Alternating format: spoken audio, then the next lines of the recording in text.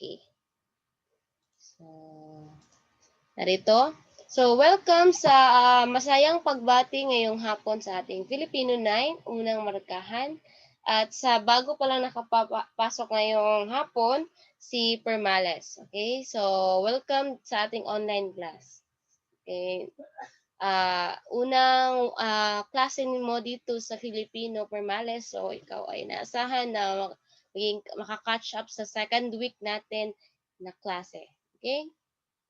So, sa mga hindi nakapanood or like si Permales, pwede ka manood ng video sa YouTube sa ating talakayan noong nakaraang pagkikita namin. So, bilang panalangin ay natasan ko si Rayjan na simulan natin panalangin. Rayjan? Ma'am? Okay. Can you lead the prayer doon? Sige, simple prayer lang, simple prayer. On, ma'am? Yes. I believe the Father, the Son, and the Spirit.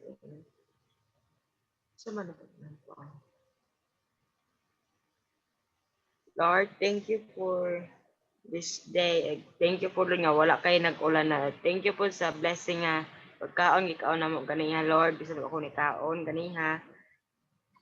Thank you po Lord. Sana po ay Lord nga na amin matutunan sa among leksyon po Lord ug masulod sa among utok ang among election ron Lord og mga topic na mo Lord. In Jesus name we pray. Amen. Amen. In the name of the Father, the Son, and the Spirit. Amen. Maraming salamat, Rayjan. Okay, so kumain ka, Rayjan, ha? Huwag kang magpalipas ng gutom. Huwag kang gumaya sa iba, nag-diet-diet, ha? Kasi magkakasakit tayo. So, ha, mamaya kumain ka pagkatapos ng klase natin. Sige. So, bilang pagwawasto ng ating liban sa hapong ito, okay, tatawagin ko kung sino ang narito, ha? So, sisimulan natin kay si Ajaya May. Ano yun? Okay, wala si Jaya May. Wala. Next, si Jen Rose Kupat. Wala rin. Then, kasunod si Device Clarence Robert. Present, ma'am. Galing. Si Villucilio Jeter. Present, ma'am. Si Rayjan Nigel. Rayjan? Present, ma'am. Okay, magaling. Si Angelo Brent Permales. Present, ma'am. Okay. Magandang hapon sa iyo, Angelo Brent. Sana ay maayos ang connection mo, ha. So, tayo ay nakahanda-handa Yes, rin ma'am. ang iyong mga papel or notebook at ballpen or pencil kung anong meron mo sa pagsusulat. Okay?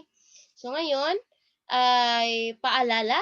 Okay, ha? Paalala naman itong ating dapat tandaan. Kasunod niyan. So, ang paksa sa hapon na ito, class, ay may kinalaman sa denotatibo at konotatibo. Okay, ha? Denotatibo at konotatibo. Okay? Dapat ating tandaan na ito ay mahalagang paksa sapagkat nagagamit natin ito sa ating araw-araw na pamumuhay. Kasunod niyan. So, ang layunin ay pakibasa, Angelo. Ano ang mga layunin na ating dapat malaman ngayong hapon?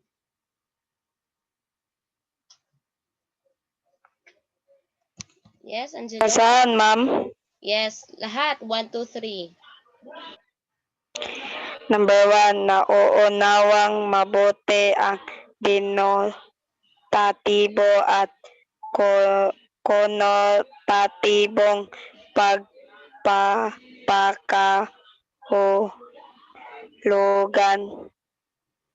Number 2, nagagamit sa pangungusap ang denotatibo at konotatibong salita.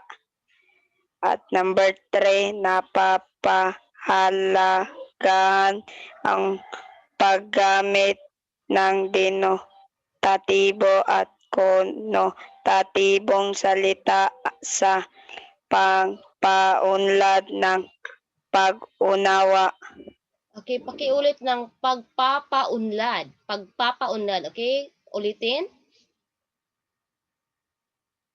Pagpapaunlad ng Okay. Pag-unawa. Okay, maraming salamat, Angelo. So, next time, kailangan natin pagpatuloy ang mabuting pagbabasa dahil ito ay magagamit natin na mas madali nating mabasa ang ating mga takdang aralin o ano to ang mga gawain, ha? So, Angelo, maraming salamat.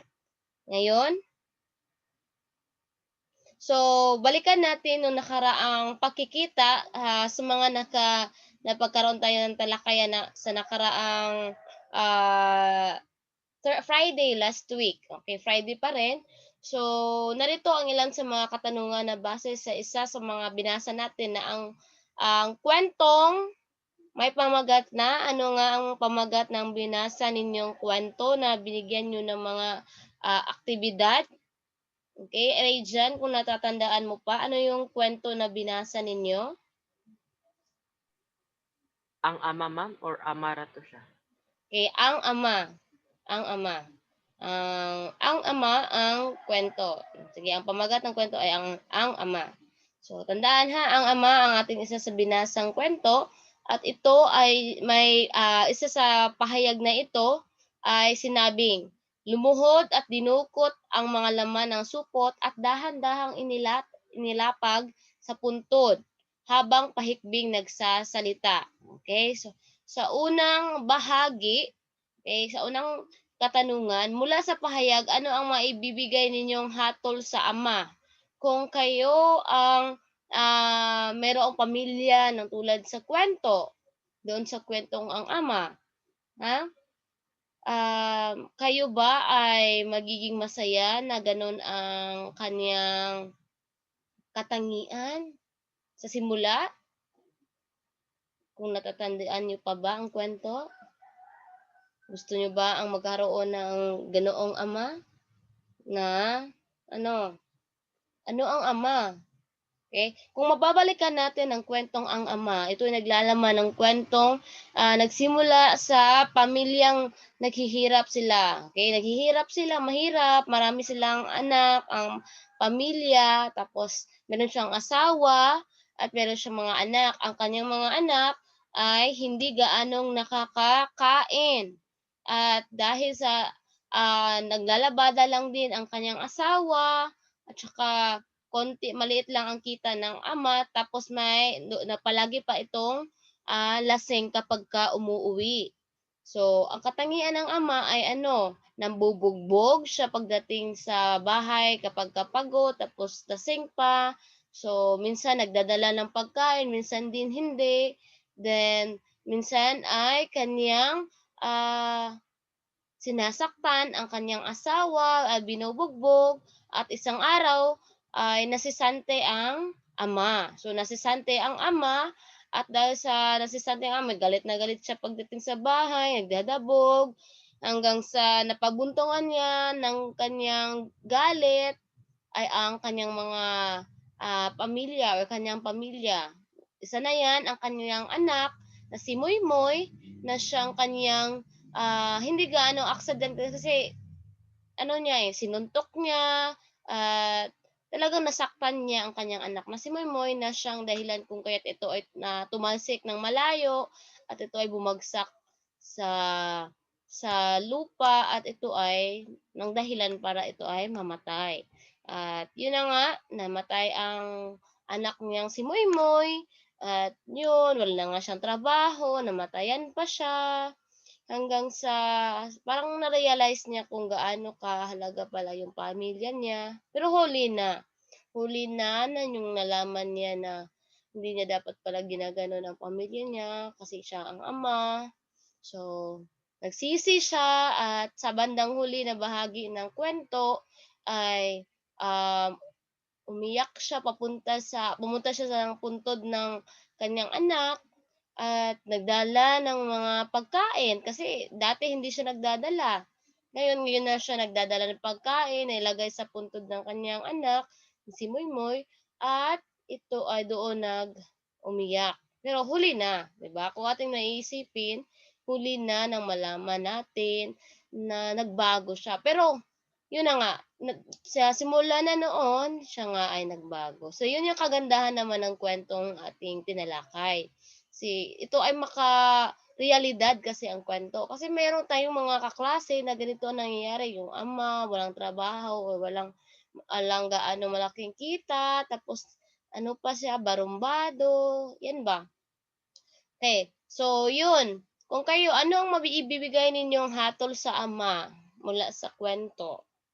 Yes? Jeter?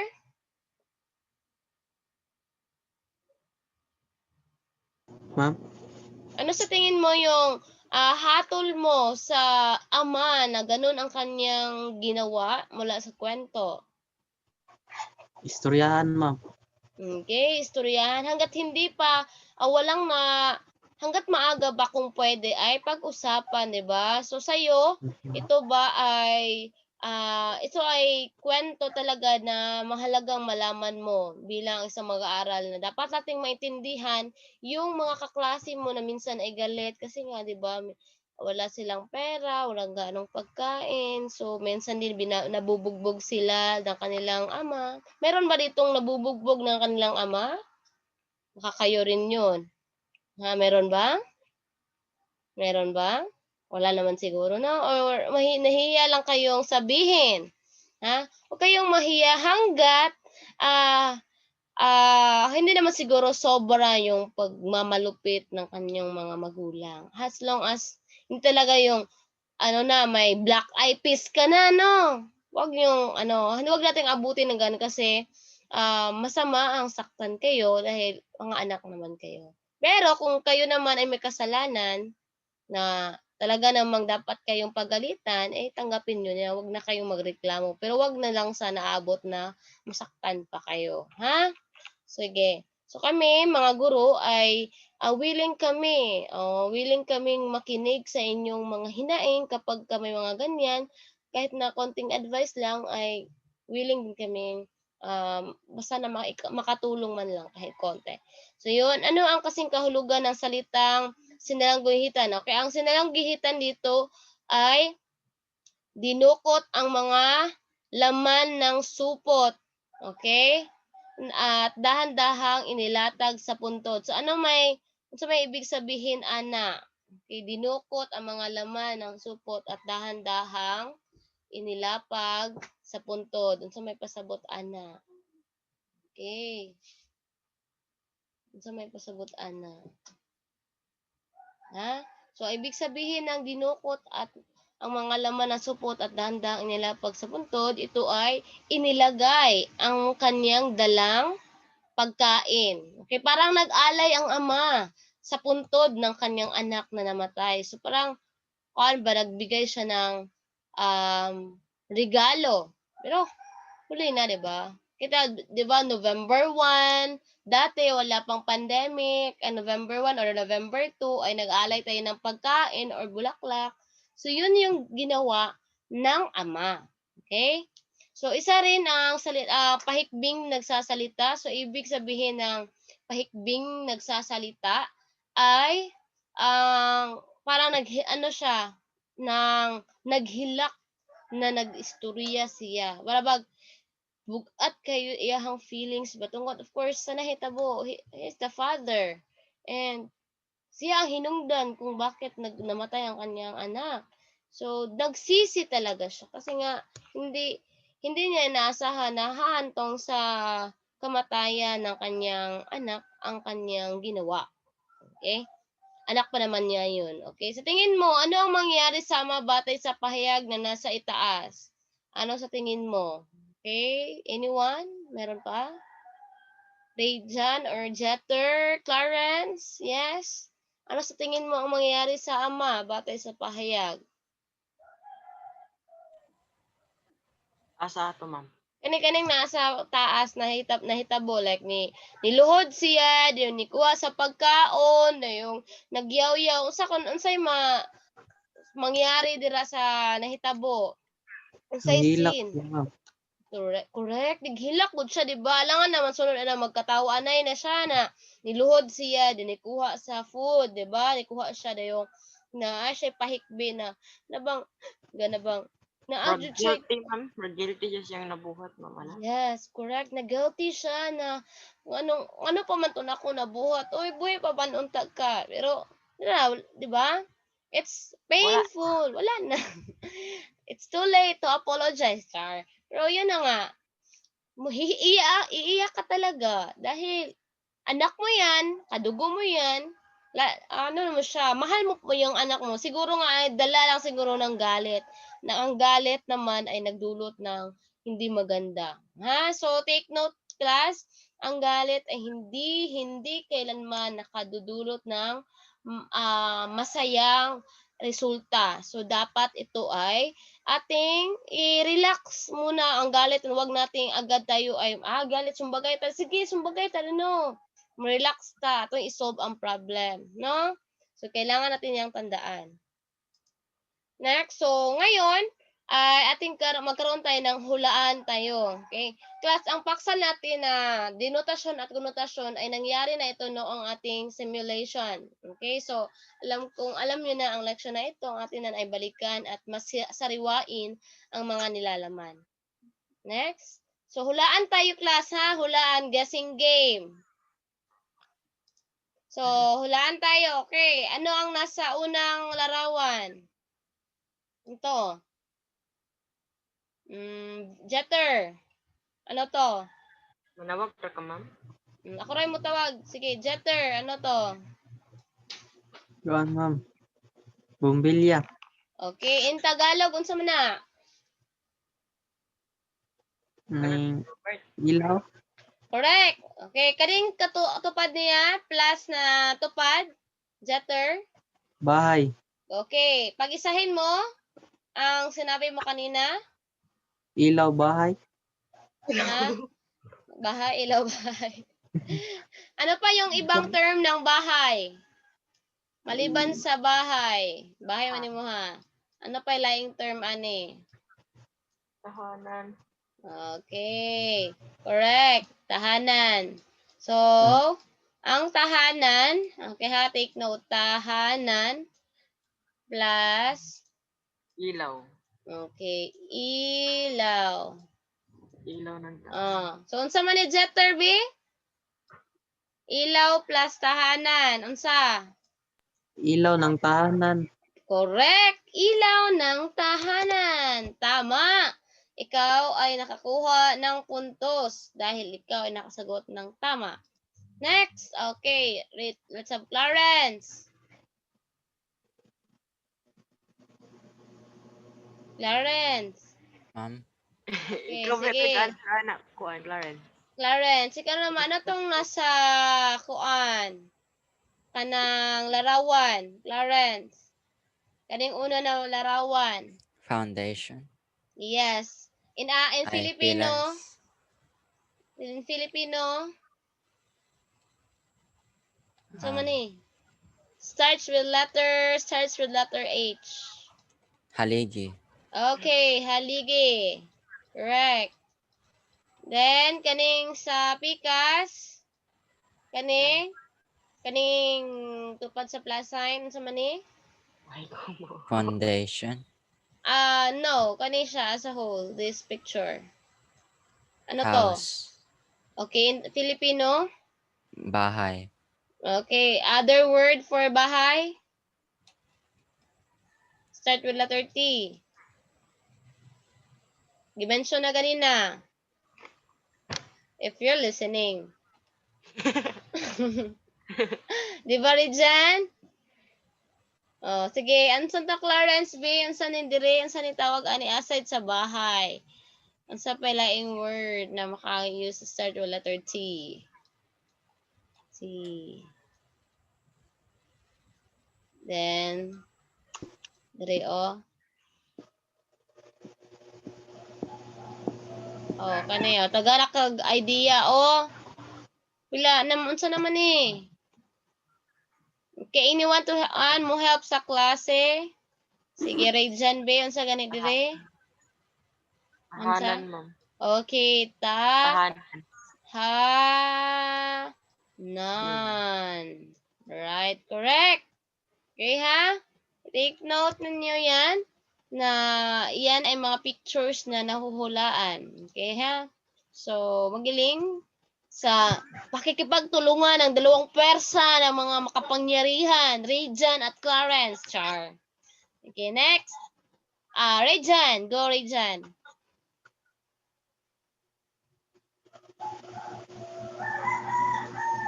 Ano tong unang picture? Gatas, ma'am. Gatas, correct. Labi. Okay, ibig sabihin, Gatas ng labi. okay, gatas na labi. May gatas pa sa labi. Labi. Okay. Ang answer is may gatas pa sa labi. Labi. Okay, so good job na tong tanan. Good job. Take note ng uban ha. Gasulat mo ha. Okay, good. Next. So, ang ating talakayan ay may kahulugan sa dalawang mga mahalagang salita. Ano itong mga mahalagang salita? Ito ang denotatibo at konotatibo. Class, tandaan, ang denotatibo ay literal na kahulugan or pagpapakahulugan ng mga salita na kadalasang matatagpuan saan? Sa diksyonaryo. Next, sa konotatibo o tihambing, ito ay may malalim na pagpapakahulugan o kahulugan sa isang salita o mga salita. So, deeper meaning. Take note, denotatibo, literal, literal siya. So, kuan samingon kang kuan like buaya, mintang buaya. Sunsan ang buaya sa literal. Sabi ko na animals or reptiles na mamaak, right? Muna ito ang gibigay. Muna na sa dictionary. Ang kuan siya reptiles na kuan mangaon siya or hayop na nangangagat. Muna ito ang definition kay based on the dictionary or sa Google ba na ito nag-search or any search engine. Then we have konotatibo. Sa konotatibo, ito ay malalim na kahulugan. Ibig sabihin ng malalim ay hindi lantaran ang pagbibigay ng kahulugan ng salita o mga salita. Halimbawa, ang buhaya. So, ibig sabihin ng buhaya sa konotatibo, ito ay mga kurap na politiko. Okay? Kurap na politiko. So, ibig sabihin, hindi lantaran na ipinapakita ang kahulugan dito sa konotatibo. Konotatibo. Ha? I-take note in English, connotative and denotative. Okay? Kapamilyar mo, ana? Sa inyo ang English subjects, connotative or denotative. Remember? Wala. So, yan. Okay, next. Nandito ang ilang mga halimbawa. Okay, tingnan ninyo. Pansinin ang mga halimbawa. Okay, una. Ano ang una, Jeter? Denotatibo. I mean, ano ang unang halimbawa? Hayop na nangangagat. Okay, basahin mo na tong hayop-hayop na ito. Okay, basahin mo na to. Ano to? Ahas. Okay, ahas. Yes, ahas. So, ano ang denotatibo? Hayop na nangangagat. Okay, correct. Hayop na nangangagat. Reality. Kita naman dagay maghalas, right? So, muna siya, ha? Okay. But in konotatibo, mahimo na siyang, unsa man? Traidor. Okay, traidor. Di ba kalandong ka sa mga chika-chika dayos, mga, kung ano bang mga girls na, ahas na siya, no? Iyang giagaw ako ang kuan crush. O, di ba? Muna siya ilahang paggamit sa words. Deeper meaning. So, i-take note, denotatibo, literal. Literal na iyaha. Basta kay hayop ang good na. Okay. Yes, it's hayop. It's in denotative or denotatibo. But in konotatibo, ibig sabihin yan, traidor. May malalim talaga. Mao dito siyang kuan. Ing atos to siya kay iyaring ahason ako ang crush or char. Crush. Jud. Sana all na crush. Next. Number 2, Angelo. Kaning sunod. Bola, ma'am. Okay, ano ang denotatibo ng bola? Laruan na hugis bilog. Okay, yes, tama. At ang konotatibo?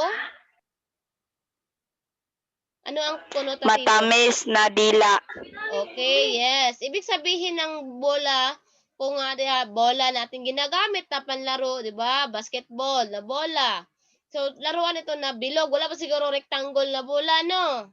So, apoy square na bola. No? So, muna siya ito ang tandaan. Ito ay laruan na hugis bilog. So, konotatibo mo naman sa deeper meaning or malalim na kahulugan ng bola, ito ay pinaiikot ka lamang or may matamis na dila. Ha? Inang giwat-uwat ka ba? Mingon, huy, break kayo, boy. Grabe ha, boy. Break kayo. Perfect ba? Yung imong score dito kay 1/10, no? Habray ta, boy. Ingnon ka ba? Pero uwat-uwat ka dito kay barakak, hay, mabukad nila. Char, uwat-uwat ba? So, binibilog ka lang, parang binibilog ka lang ng mga kaklase mo or mga kaibigan mo. Yun ha? Tandaan nyo yan dahil kadalasan niya ginagamit yung mga kaibigan nyo na uwat-uwaton ra mo. Binobola lang pala kayo, ha? Next, pangatlo, Clarence. Naputi. Itim, ma'am. Yes, ano ang denotatibo ng itim? Kulay. Okay, at ang konotatibo? Kamatayan. Magaling. So, ibig sabihin ng itim, so kung literal tayong ibig sabihin ng literal lang, kulay.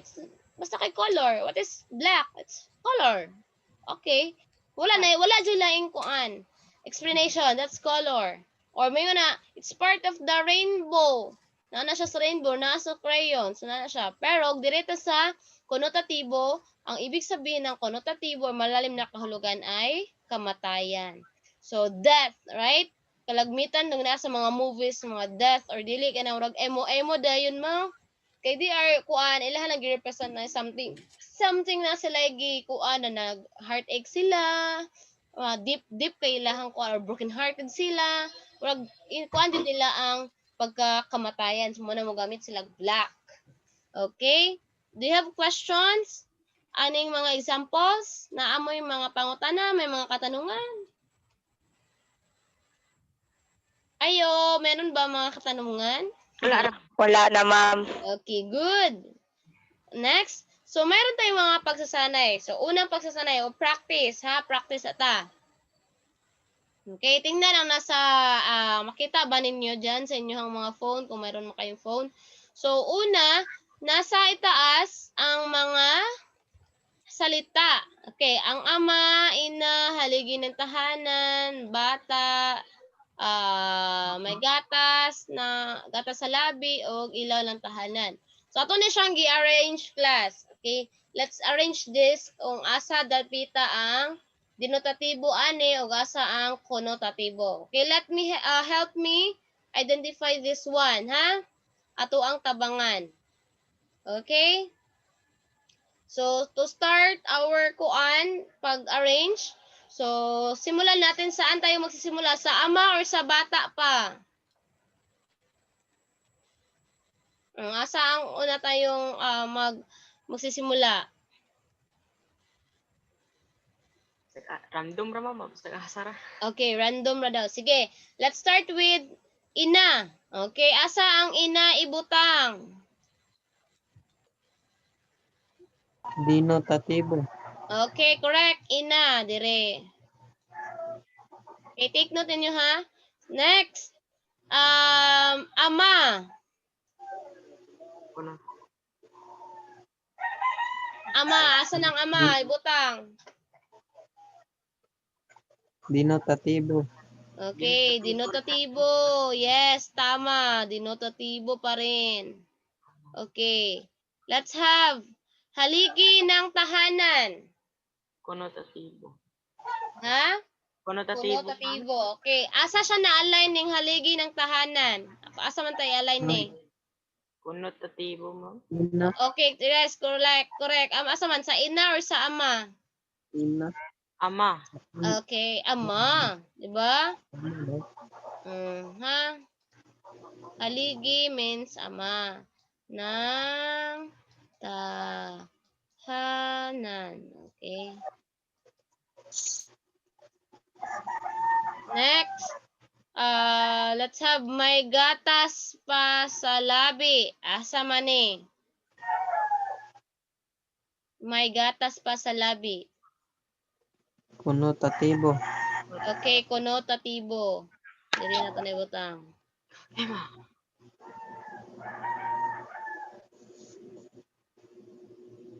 Wrong. It's not the dili siya di ay class dili siya. Dili na siya konotatibo. It's there is. Na siya. It's ang may gatas na labi, it's denotatibo. Ha? Okay. Bata pa man yan. Oo. Literal man ni siya. Ang yun hala na gatas pa sa labi, oh. Literal. Pag bata pa kang kapit kayo.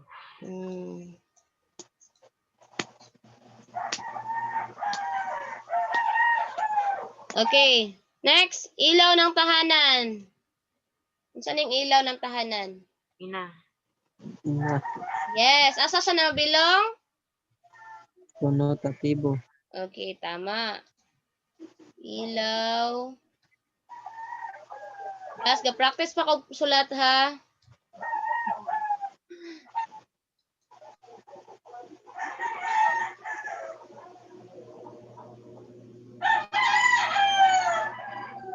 Okay. So, ilaw ng tahanan. So, panghuli. Ano ang panghuli? Clarence? Bata. Clarence, ano ang panghuli na hindi pa nailagay? Ang unsa man? Bata pa. Okay, saan yan nilalagay? Sa konotatibo. Okay. At of course, wala nang ibang lalagyan. Dito na talaga sa may gatas pa sa labi. So, bata pa. Okay. So, marinig natin yung gawa ng pangungusap class. Paano natin yan makakagawa tayo ng pangungusap gamit ang konotatibo? Okay, gawa natin yan ng simpleng pangungusap gamit ang mga konotatibo. Okay? Simulan natin kay Jetter, ilaw ng tahanan. Sige, gumawa ka na lang simpleng pangungusap, mga kuan na base sa ilaw ng tahanan. Okay, maghanda si Rejan, Clarence, and Angelo. Sa ma'am, ilaw ng tahanan. Oo, ilaw ng tahanan. Okay. Secret mo, maghanda. Gaman Sige. siya. Gaman siya. Pangungusap. Yes, pangungusap. Si nanay ang ilaw ng tahanay. Ay, Magaling. Yes, tama. Perfect. Magaling, magaling, magaling. Next, let's have Angelo. Okay, imuha Angelo, bata pa. Lagi ko gamot na. Angelo. Saan ni ma'am? Okay, gumawa ng pangungusap na may bata pa na pangungusap na may bata pa. Noong bata pa ako. Okay, sige, patuloy mo ang pangungusap. Sige, ipatuloy mo. Okay, kulang pa. Noong bata pa ako, naglaro ng laruan.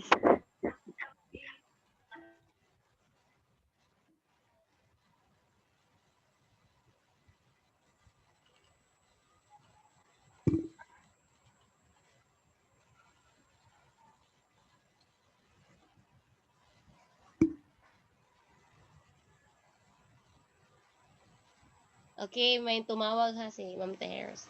Sige, so, pakiulit, Angelo. Noong bata pa ako, naglaro ako ng kuan Nang ano? Nang ano? Ano nilaro mo? Pag-sure ha? Sige, ansan sa? Nilalaro ang computer. nya karon di dako na ka wa na kagadula. Kadako naman ka. Expert na sa computer, no? Okay, thank you so much ha, Angelo. So, yun ha, bata pa, si Angelo ay naglalaro pa na siya ng computer. Wow, so pag ang anak siguro ani, wa na gadulog ng computer. Sana all pag panganak na anay computer no. Okay? So among time and towel, wala pa computer, hadlok gani mo hikap og mouse kay maguba niya daw. So ito siya. Next, okay, walang iba kundi si Clarence. Let's have Haligid ng Tahanan. Clarence?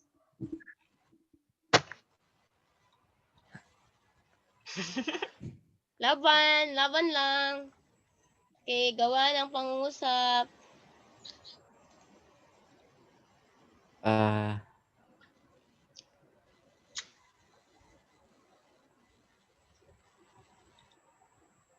oh, Haligi ng tahanan.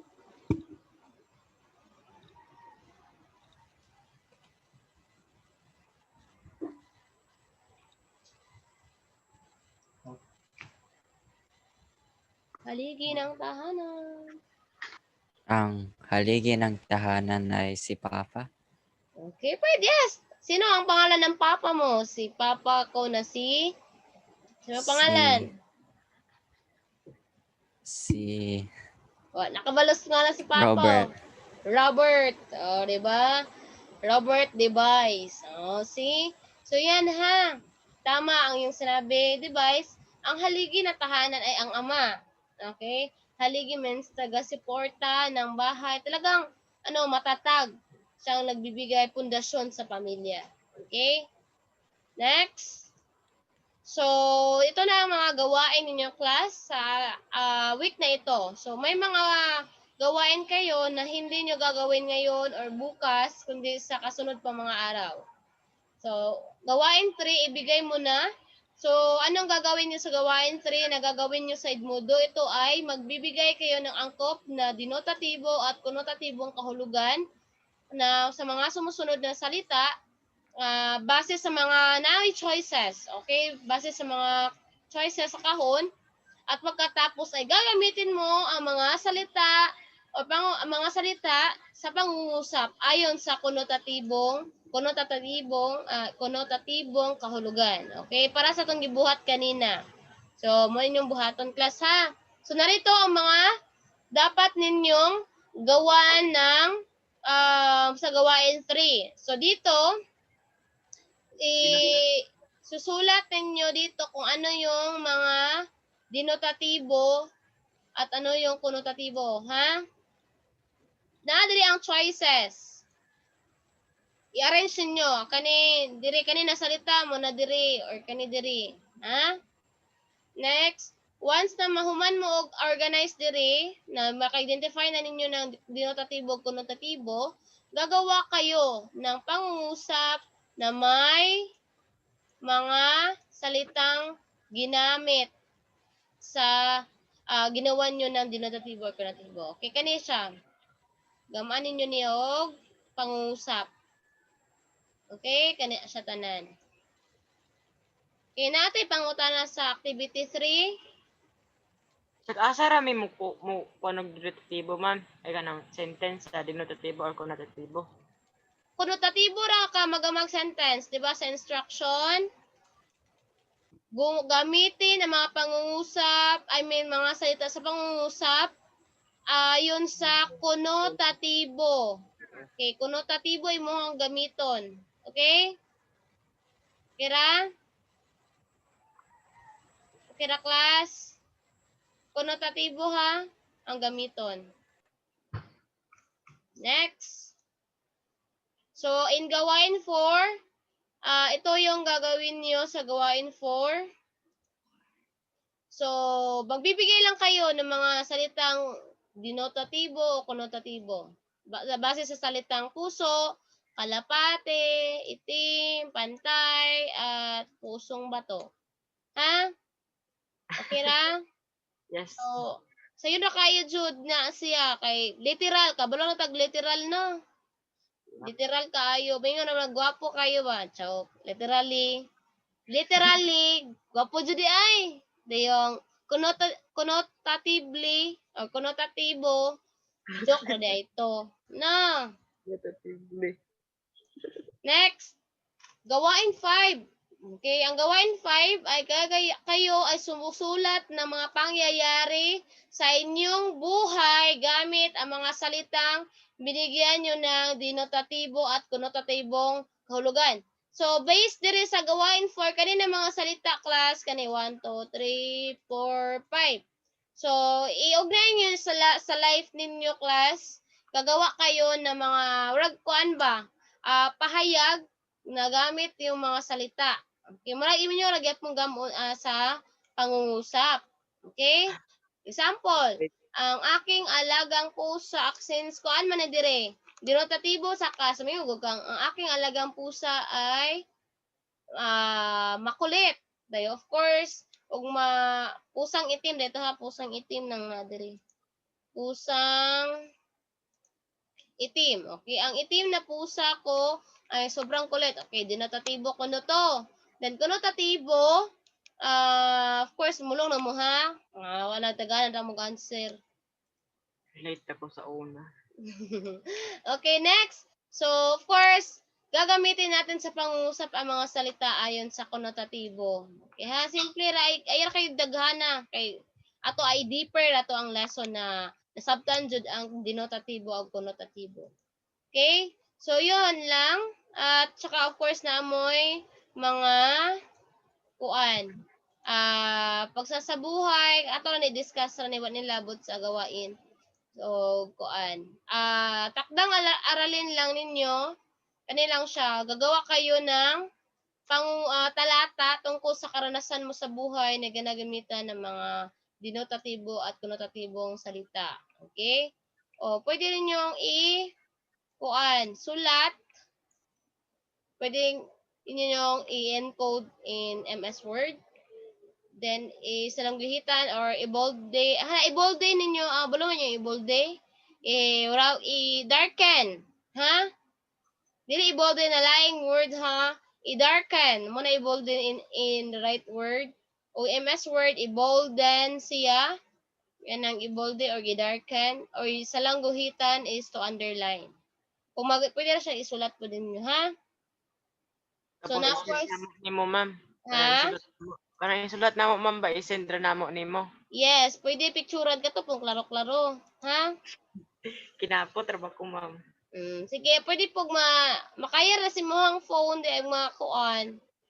Pwede ra pog dili ra tawag ani. Basta og maklaro ra, pwede ra as long as maklaro, ha? Okay. So, balik ta diri sa kuan. Rita. Ano-ano ang mga dapat tandaan natin mula sa ating natalakay? So, as a summary class, kung sa ato ang dapat tandaan. So, therefore, ang sumanjud ang lesson nato sa denotatibo at konotatibo. Okay? Kung sa ganitong denotatibo, Jeter? Denotatibo. Okay, kung sa ganitong denotatibo, Literal, makikita sa diksyonaryo, ma'am. okay, literal na kahulugan ng mga salita mula sa diksyonaryo. Okay, correct. Next, let's have konotatibo. Okay, Jeter, konotatibo. Paan, ma'am? Ano man? Download siguro, no?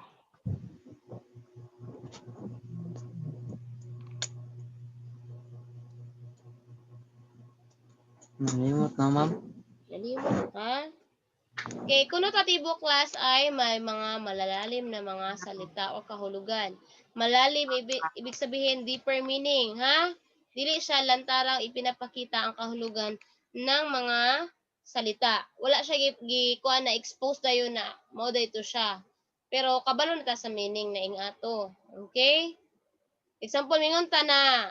Okay, I give you example ha. Berde. Example kana kuan berde. Unsa may denotatibo sa berde? Denotatibo. Birthday. Berde ha, berde. Or in English kay Bayo. ha? Berde. Berde.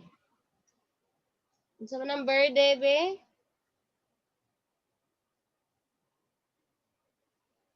Walay naningog. Unsa man berde? Glass sa berde. Okay, berde is green. Ha? Green class. Okay. So, ibig sabihin naman ng green, ang konotatibo ng berde ay kuan, kapaligiran or luntian. Na siya ha? Kinaan natin pangutana? Ayo. Ay pangutana? Wala na, ma'am. Okay. So, good job kayong lahat. Then, as a whole, class, take note. Unsa man? Ma'am, Yes. katong ubang alam sira narato sa Edmodo. Oh, naaras Edmodo. So, i-add ta mo sa week 2 na mo. Week 2 na pod na small groups. Na ay, wala nang answer lagi. Unsa man to? Wa mo kita sa inyong hangkuan. I-share daw na ninyo ang screen ninyo, be. Anong wala mo kita sa inyong mga alansiran? Okay. Thank you for your listening this afternoon's discussion. So, keep safe everyone. So, chat me kung na may pangutana related sa atong subject. Okay, atong lesson. Okay? So, see you sa next subject nato will be ESP. Pamanday, kung makita man dito si ESP for the meantime. Mabasib si Ma'am Tejeros na ang klase ninyo. So, keep on track ra ha. Anytime this next week. Okay? Keep safe tang tanan. So, wa na pangutana. Wa na pangutana. Wala na. Okay, thank you so much for your cooperation and you're doing great job everyone. See you and kuan, keep safe. Amping mo tanan. Bye-bye. Sige.